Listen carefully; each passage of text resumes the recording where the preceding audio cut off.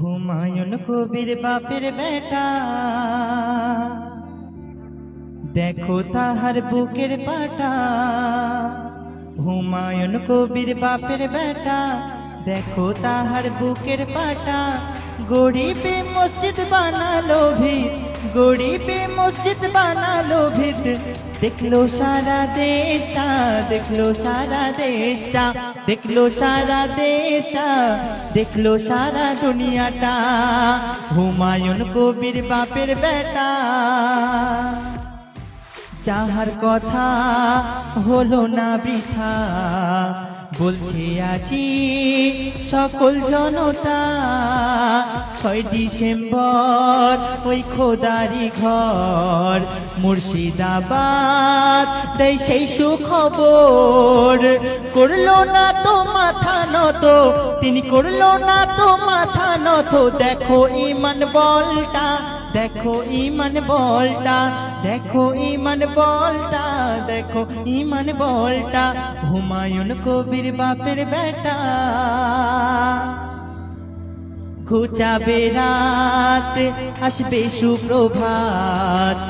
থাকো মুমিন তুমি ইমানের সাথ, মিষ্টি সুরে ওই মিনারে আজান হবে খোদার ঘরে। খোদার হুকুম কায়েম হবে, খোদার হুকুম কায়েম হবে। খুশি সবার মনটা, খুশি সবার মনটা, খুশি সবার মনটা, খুশি সবার মনটা। হুমায়ুন কবির বাপের বেটা, নীল আকাশে ওই চন্দ্র হাসে। হাজার লাখো সেথা মুমিন আসে, মাথায় করে রোদ্দুপুরে ইট আনে সব মন খুশি ভরে। লাখ কোটি টাকা আসে, ওই লাখ কোটি টাকা আসে। গাঁথবে ইটের দেওয়ালটা, গাঁথবে ইটের দেওয়ালটা, গাঁথবে ইটের দেওয়ালটা, গাঁথবে ইটের দেওয়ালটা। হুমায়ুন কবির বাপের বেটা। শেষ কথায় কবি কি লিখছে শুনুন। এই মুসলমান হলো বাঘের বাচ্চা, ইমান তাদের ওই খাঁটি সাচ্চা। এই মুসলমান বাঘের বাচ্চা, ইমান তাদের ওই খাঁটি সাচ্চা। হইও না কেউ খেলার ফুটবল, জোর বেঁধে সব বড় এক দল। আমার শ্রদ্ধেয় কবি এম এ হান্নান সাহেব কি বলতে চেয়েছেন একটু বুঝবেন। এই বর্তমানে মুসলমান খেলার ফুটবল মতো, ফুটবলের মতো এর পা থেকে ওর পা, ওর পা থেকে ওর পা।